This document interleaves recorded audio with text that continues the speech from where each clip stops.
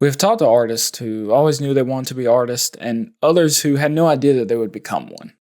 Sometimes you have a feeling in your gut that you're meant to be something more than your surroundings, and even when no one around you can see that vision, you still have to believe in it and put that work in. And like most things in life, if you put enough time and effort into something, you'll get results back. Today's guest always knew he wanted to be an artist, but had a hard time pushing himself to do what he needed to achieve that dream.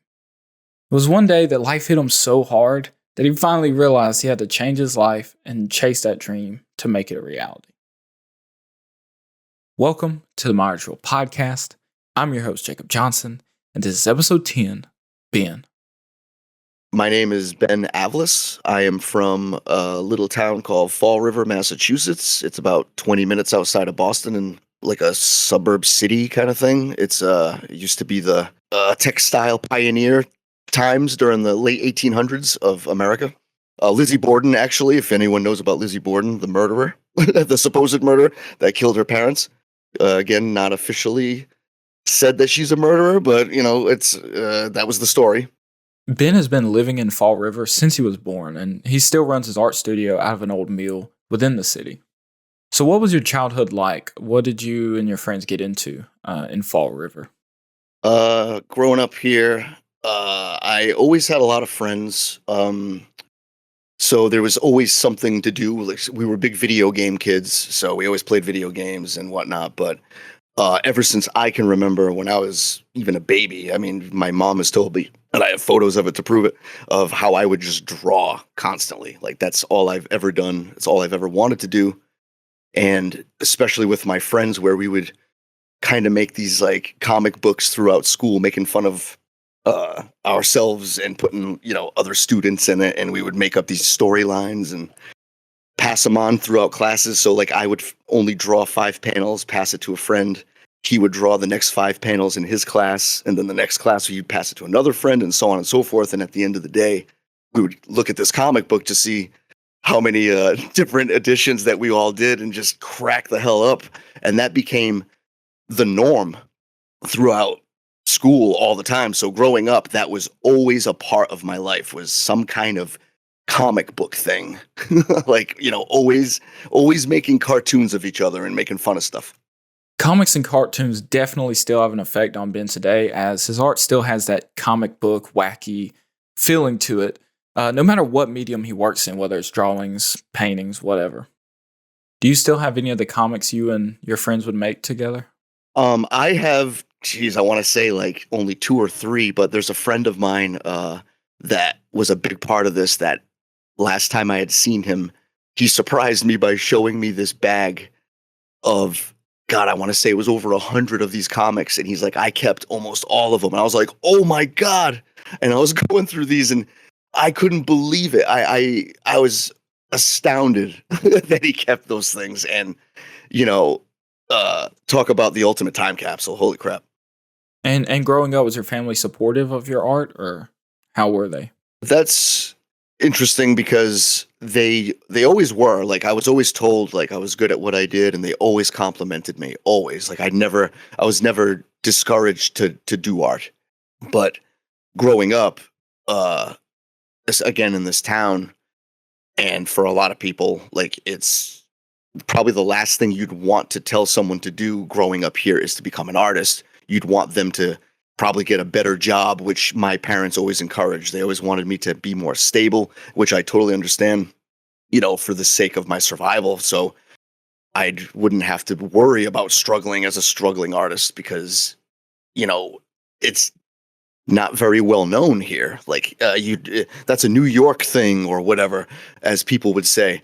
So it didn't really become the priority. So over time, which again, I appreciate them so much now for the fact that I've just proven to them that I love doing it. That's all I want to do.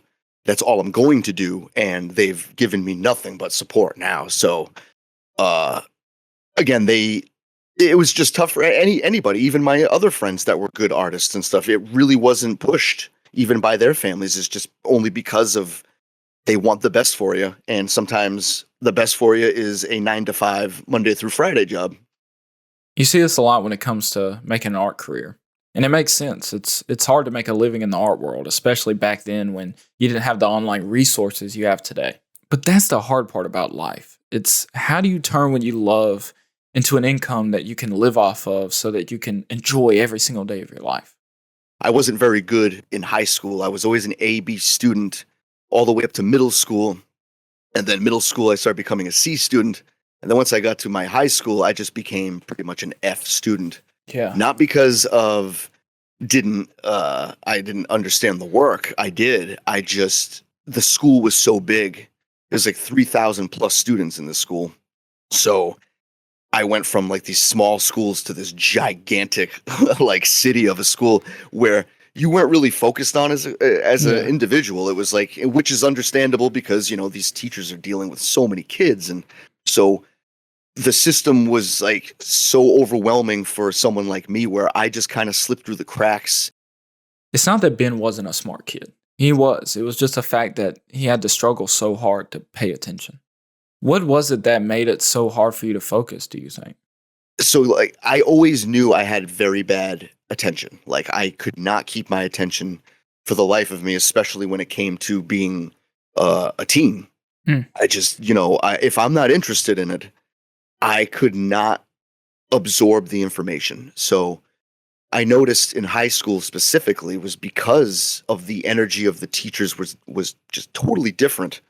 They weren't engaging enough for me, so I just wasn't interested. So my mind would wander and I would start doodling, and before you know it, that would be the class, and I just draw. Ben wouldn't find out till much later in life that he was actually suffering from ADHD. But at the time growing up, teachers just made it seem like to his parents that he was just a slacker kid who didn't pay attention. And there was no talk of ADD at that time. It was just that if you weren't paying attention, you were a slacker. Yeah. And every time my teachers would speak to my parents or speak to my guidance counselor about my situation, it was always told that I was slacking off. I wasn't paying attention. I don't care. He's purposely not engaging because he's trying to rebel. And it really wasn't that at all. It's just, Yeah. I just couldn't keep my attention. So, uh, I know now, obviously, I can be real with it that I'm terribly riddled with ADHD. Like it's so bad. Like I can barely keep my focus on anything still. And at least I know now that's what my problem is. But back then that was not even talked about. So I was just considered a slacker. And how did it make you feel to be labeled this way when you knew it wasn't true?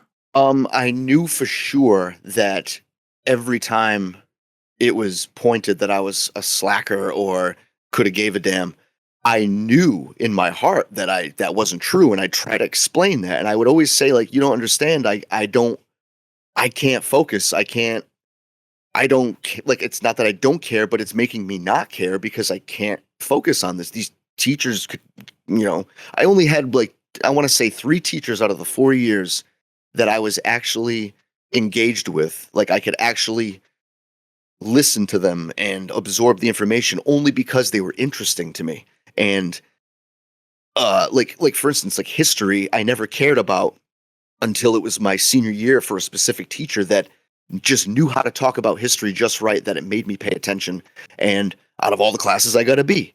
Out of all the other classes that I got D's and F's in. So it was like it spoke for itself that it was the sorts of information that changed everything. Yeah. So when I came to being judged by that, but especially by your own teachers and your guidance counselor that are just telling you, just go, if you don't do the work, we're gonna, there's gonna be repercussions. And it was always like, that's not fair. Like, it's not that I don't, once again, I did care, but I didn't care. So it's, Yeah. it is what it is. I definitely struggled.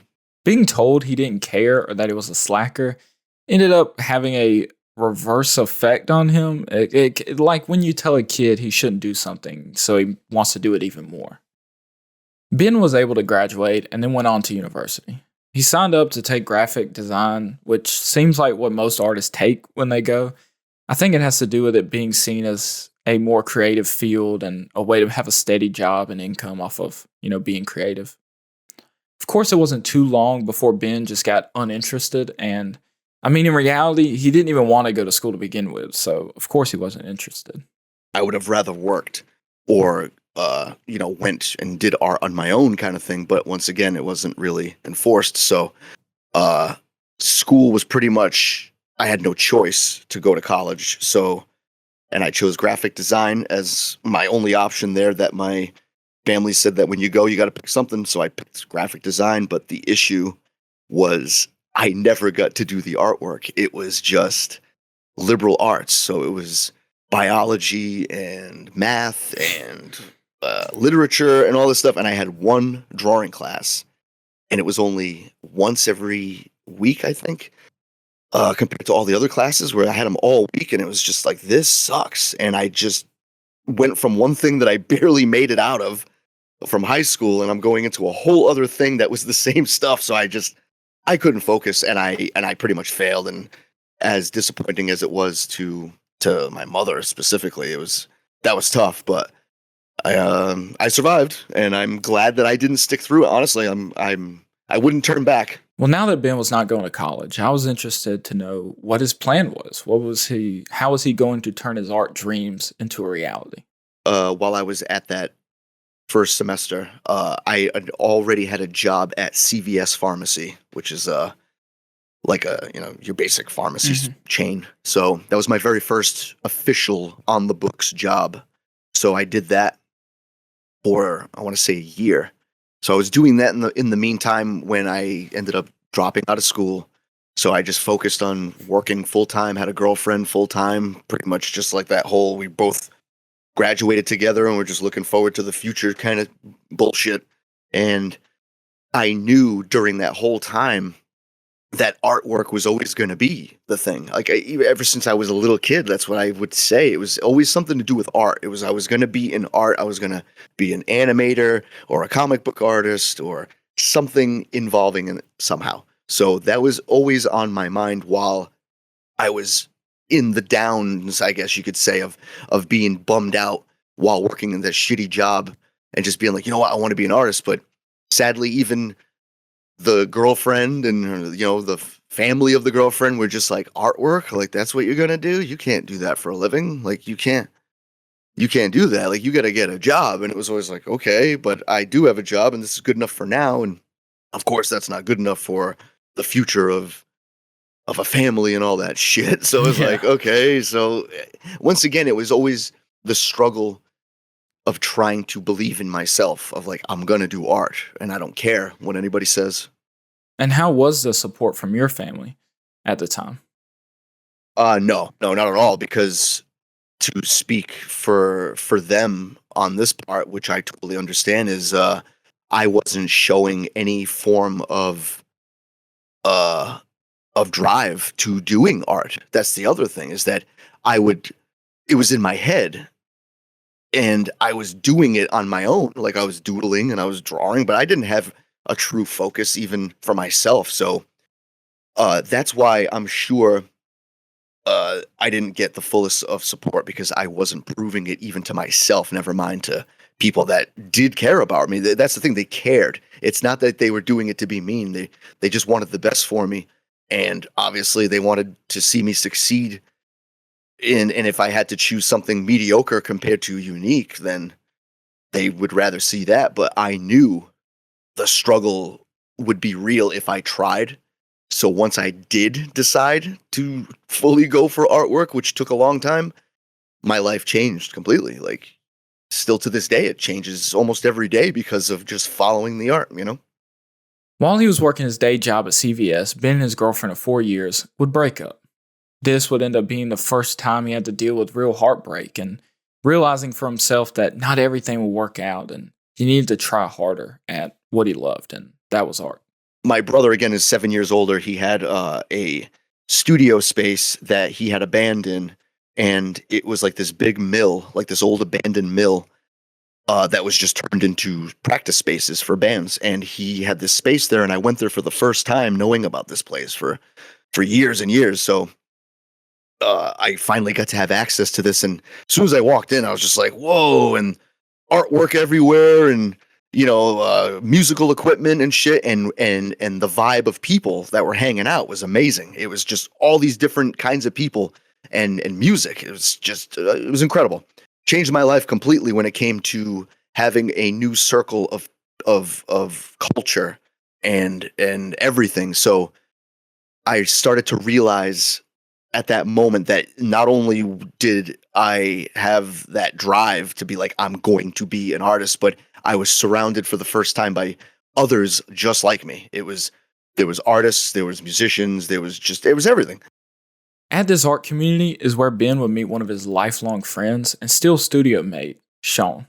So I met someone specifically, my friend Sean, through this place, and we became pretty close, like immediately. And he was an artist; he was a graffiti artist, and it was one of the first times that somebody actually gave a damn about me being an artist.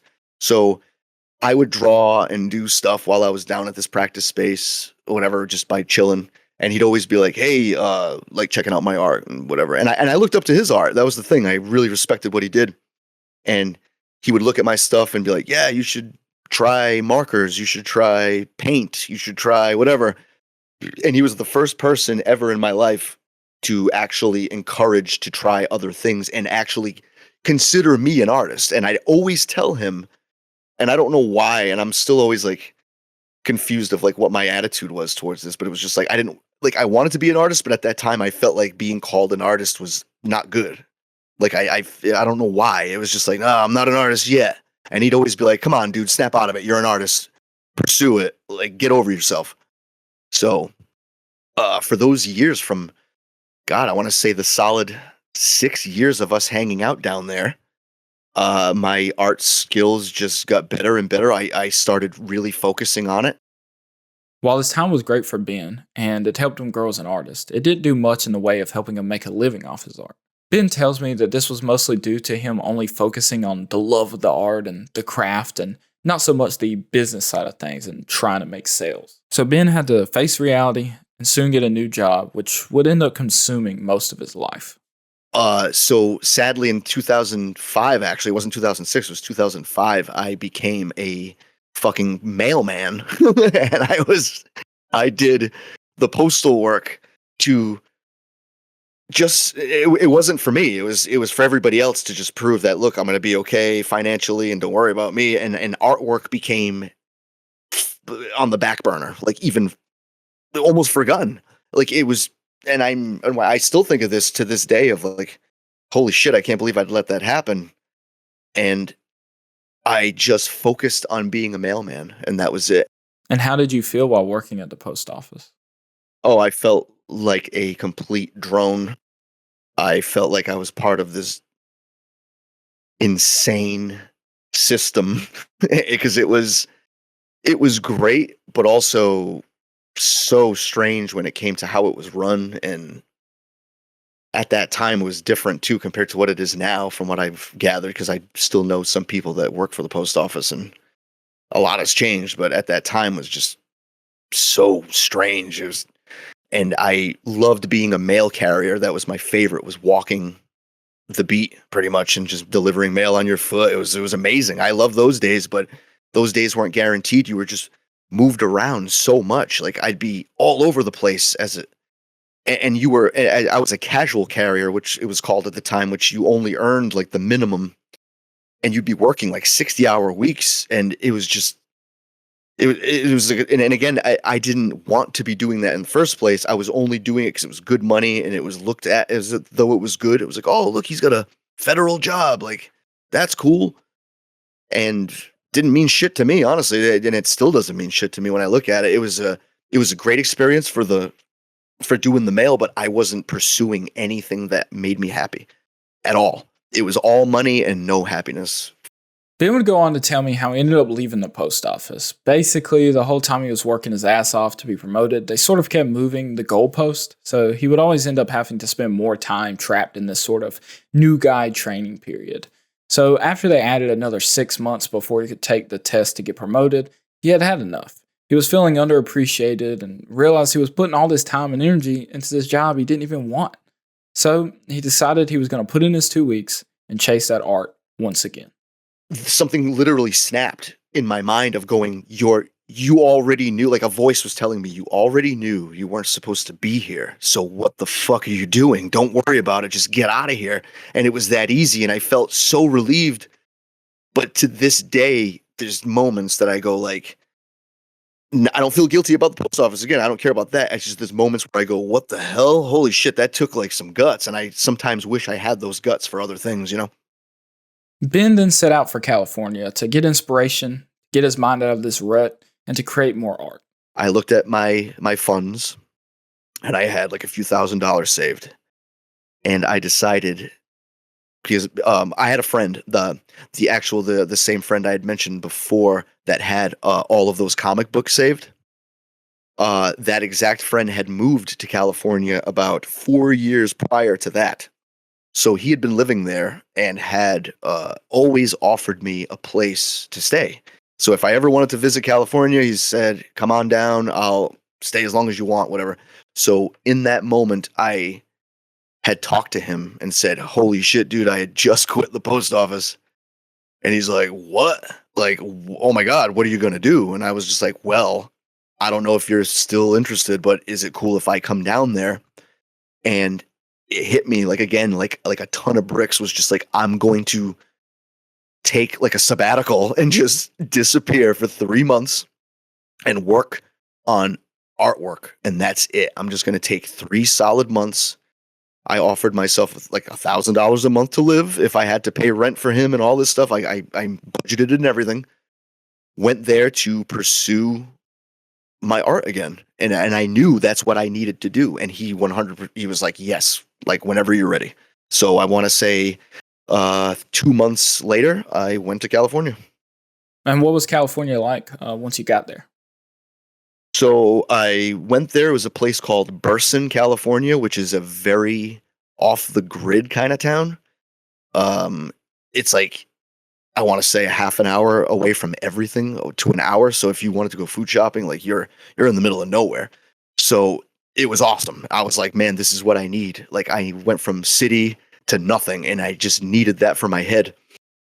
So we settled in. I settled in for the first week. Got to meet some of his family that was there, and settled in pretty well, to be honest. Like I was very comfortable, and I started to draw for that first week of being there. So I actually went there on August 1st. I'll never forget it. August 1st, 2006. Then something unexpected happened that would change Ben's life forever. And on August 14th, we went food shopping to get our supplies for the week.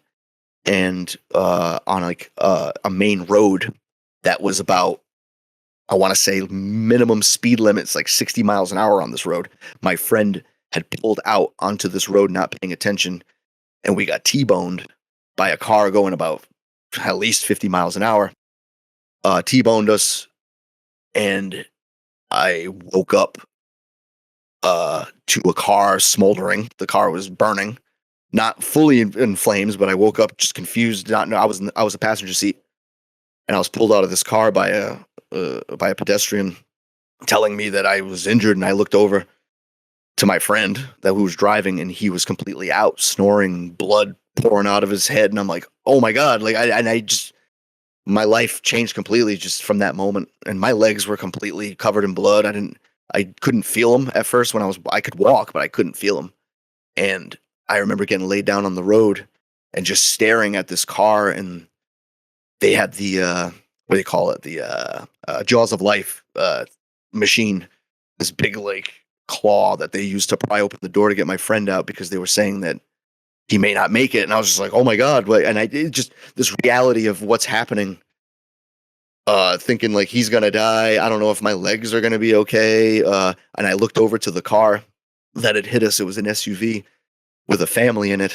There was a mother and 3 children. And I remember someone yelling, there's a baby in the car. And I was like, oh my God, like what happened? It's over. Like, I just remember thinking like, whatever happened, it's over.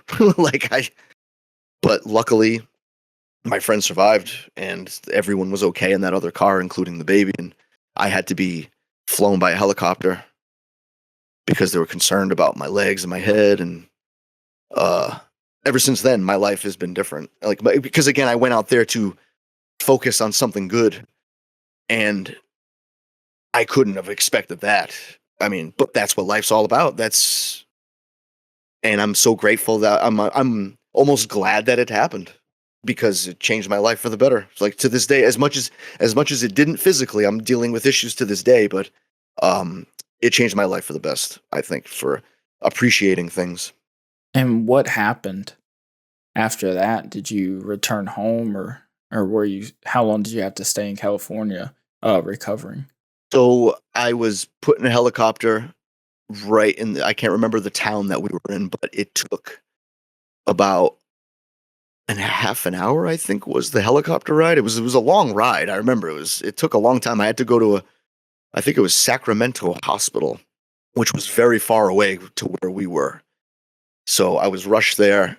I just remember being in the helicopter. I'll never forget it, as clear as day, man. I'm just looking up at this like light on the top of the helicopter, and from the inside it was so loud, and they had these headphones on me, and this woman in the back had she looked over and like looked down at me and tapped on her headphones to let me know that she was going to talk to me. And I looked at her and I was like strapped to the board, and I remember just like kind of just nodding ish at her.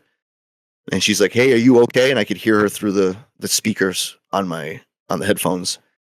And I just remember like, "Yes, I'm okay." And she's like, "Are you sure? Like you can talk. It's yeah, you're probably in shock and it's okay." And I just remember having this realization of like how not only lucky I am, even if my legs were fucked, I was just like, okay, I'm gonna be okay. Like I'm all right. But also just having that moment of wow, like I literally had a life flash before my eyes when right before that car hit us. Like it actually happened. I just remember feeling like I got nothing done my entire life. Like at that moment, looking at the grill of that truck, and I just remember going, no. And at that moment, just realizing like you haven't done enough. You're not living your life fully. You're not appreciating things. And that's all I was thinking about was that moment in the helicopter, was remembering that moment over and over and over. Even in the hospital, when I got there, I just couldn't think of anything but that. And I felt okay. That's the thing, is I felt like I was going to be okay. And they told me my right leg had gotten uh, a bunch of nerve damage, and they said that I'm gonna have to keep an eye on it, whatever. And my other leg, same thing, all nerve damage and bruising. I was so lucky to not have a broken legs or paralysis, anything. I'm so lucky. And I was told while I was there that my friend was going to be okay. He just had a really bad concussion, broken ribs. Um, and I was sutured up. I had a bunch of cuts on my legs, and I had a concussion as well. So I was told I had to go back to my friend's mother's house. She had to keep an eye on us that very night. So we left the hospitals, both of us. We went to separate hospitals. He was picked up, I was picked up. We were brought to his mother's house, and we had to stay under observation because we had concussions, so she had to take care of us. But I remember having the offer to go home, and I chose no. I chose to stay. I promised myself, I said, I came here for a mission and I'm not going to leave until I at least fill in one sketchbook. I brought a brand new sketchbook with me and a bunch of Prismacolor colored pencils and a new pack of pens. And I promised that I was going to use them to the fullest and get at least one sketchbook done while I was there, which I did. I was very proud of that in the end. This moment in Ben's life was a tragic experience, but it lit a fire beneath him. He saw his life flash before his eyes, and he didn't like what he saw. He wanted to change his ways and start pushing the art more and become an actual artist, do what he always said he wanted to do. But one thing still stood in his way, and that was himself. So I had come back on November 1st. So that was the solid 3 month period that I was there.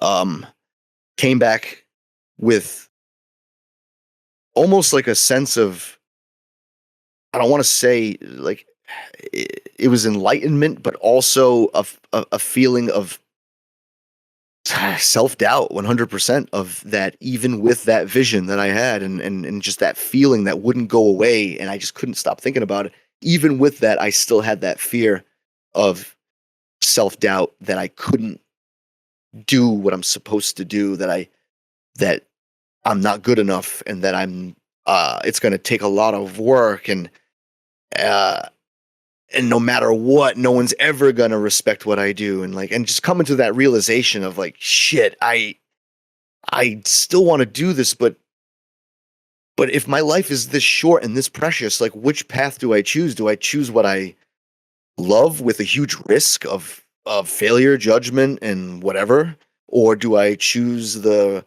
basic safe path of being secure and getting something, that's gonna take care of my life financially and whatever, medically, and At what moment did you finally say, "Hey, like I have to push this hard, otherwise I'll just never be happy"? that was the biggest moment, I would say, that to this day is possibly the greatest moment of what started art for me. Like, truly, what really made it chiseled in stone was that moment of, in 2008, I had been, so my friend Sean that I brought up earlier, that I had met at my brother's old studio, he was the graffiti artist.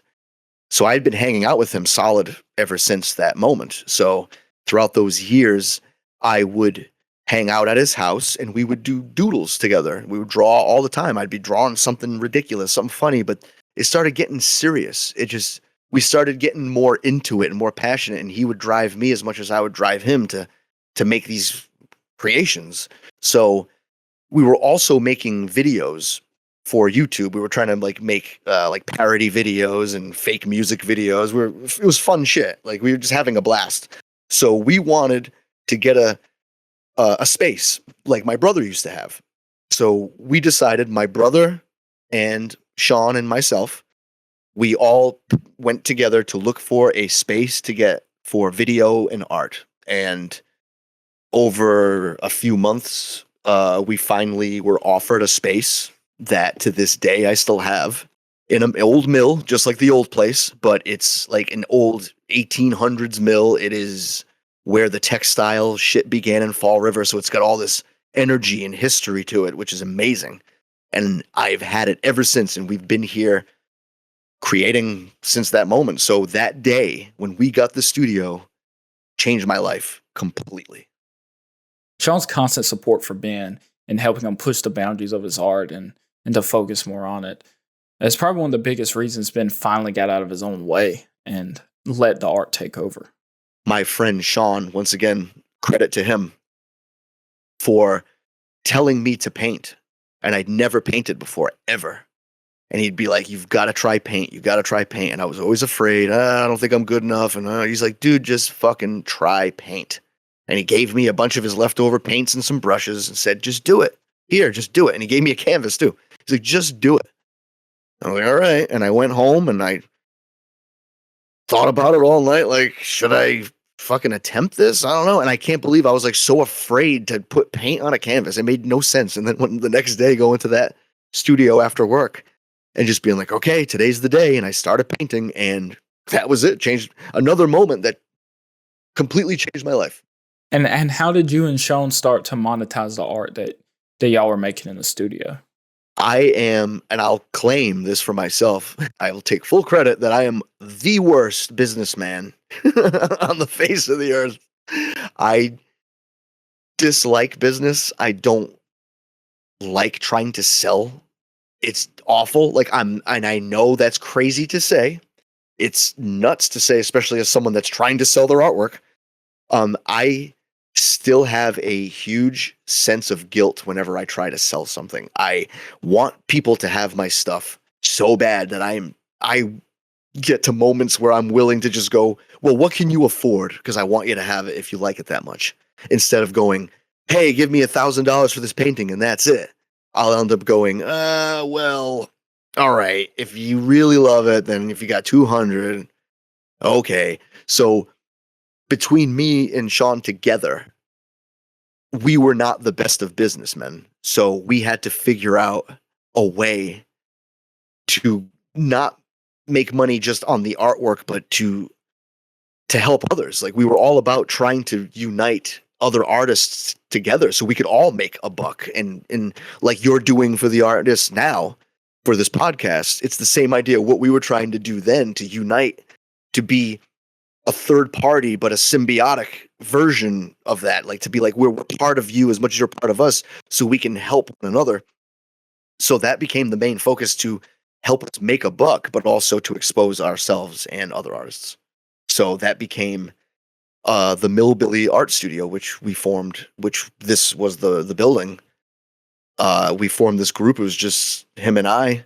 That became this other unit, like a curator. We turned our gallery space, our art studio, into a gallery where we would present artists, where they would give us a few bucks to, like, $30 for 3 pieces that they could hang on the art wall, and we would have an art show. That was all under our control, and it was all funded by us and funded by the people that submitted their work. So once again, that symbiotic relationship was perfect because they had finally a place to show their artwork. For Ben and Sean, these group exhibitions were great for the community, but they didn't do so much as far as profit, as most of the income would go back into the shows to make each one better. The real change for Ben was Instagram, where he was then able to reach a whole new world of fans and collectors.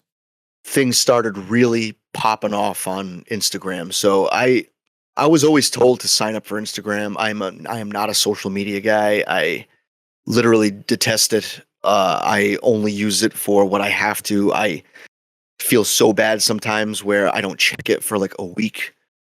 So when I started, things were going like pretty well, I'd say. For the first year, I was getting some exposure through 2016. But what changed my life completely on Instagram was the Lifeform Drawing Club, which I don't think gets enough respect, and I don't think gets enough recognition. He started this drawing club that I couldn't believe existed. I was like, wait a minute, there's a weekly theme and we all get to participate. And if all you got to do is stay dedicated, and if it's whatever, if it passes the test, I guess, it gets posted and he'll post it and you get exposure to all these other artists that I was a huge fan of. So I'm following all these artists and I'm like, man, these guys are fucking amazing. This is what I'm talking about. Like, so when I finally had the courage to participate, that changed my life. Like my followers were going up. Like I just kept posting and posting. And then the moment hit where, with Lifeform Drawing Club, that my exposure got huge and people started to buy my prints online. And then I was like, wait a minute, this could happen. We think our surroundings is our limitations. Like that's it. Like this is all that the world is. And we forget that there's other countries and cultures and people that give a shit more than you could ever imagine. So once I realized that I had true fans, that validation really kicked in, and I was officially enthusiastic finally to to keep going. Life is complicated. How do you know what you should put your focus into for the rest of your life at the young age of 18? For a lot of people, that's a very hard question to answer. For Ben, it was easy. He wanted to be an artist, but it was having the patience and the drive to make that dream a reality that held him back for so long. Luckily for Ben, and for us as fans of Ben, he didn't give up, and he finally made that dream a reality, and now shares his work with the world on a daily basis for us to enjoy. I want to thank Ben for coming onto this podcast. We had an amazing conversation.